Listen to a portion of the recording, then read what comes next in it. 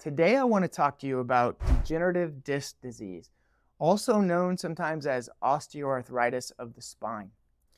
A lot of people think that degenerative disc disease is just caused by old age. But in fact, age is probably the least likely cause of degenerative disc disease. There are a lot of other causes, sometimes genetics, or they even play a role, just like sometimes when people are overweight or obese, we know that genetics plays a role in that as well. But just like being overweight, the choices that we make and the actions that we implement on a daily basis can affect, even if we're more prone genetically to be overweight. If you start eating right and exercising, you can lose weight. Same thing goes with the spine. Even if your body's more efficient in laying down calcification and growing bone spurs, even if you're more likely to have disc degeneration, your activities and your actions that you're doing on a daily basis can play a role in actually preventing your spine from degenerating. For example, we know that poor spinal alignment is a causative factor for increased rates of degenerative disc disease.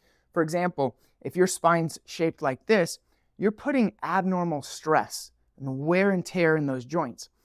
You can look this up. There's actually a German neuroscientist by the name of Julius Wolff. He said that when stress builds in one area of the spine, that calcification will lay down in that area, or bone will remodel under areas of stress. It's called Wolff's Law. We learn it in anatomy now. Wolff's Law will tell us that any type of abnormal stress due to your spine being out of alignment will cause the body to build calcium deposits, which then will eventually turn into bone spurs. So if we can catch this early, prevent that spine from shifting out of alignment or correcting that as soon as possible, taking those stress points off of the vertebrae, we can prevent that calcium from laying down, and therefore we can decrease your risks or the rate of degenerative disc disease in your spine. The other factor that plays a major role in degenerative disc disease is mobility. So there's a phenomenon known as imbibition. When your discs are moving properly, imbibition is the movement of nutrients into that disc and waste material out of that disc. The only way that your discs get that nutrients in and waste material out is by movement. When a joint in your spine gets locked down, say from an injury, a slip, a fall, or just repetitive stress in poor postures over long periods of time, when that area locks down and it's not moving right, it doesn't get that imbibition, no nutrients coming in, no waste material coming out, and that disc begins to degenerate and dehydrate. So if we, again, can restore that mobility, improve the health of that joint, keep it in a better alignment, we can literally prevent degenerative disc disease from happening in the spine. Now, don't worry. We have a lot of patients that come into our office and they're already in one of these phases, phase 1, phase 2, phase 3. In fact, we see most people in phase 1. This can happen in your body without you feeling it in 15 years. Unfortunately, if this is not corrected, though, it will progress.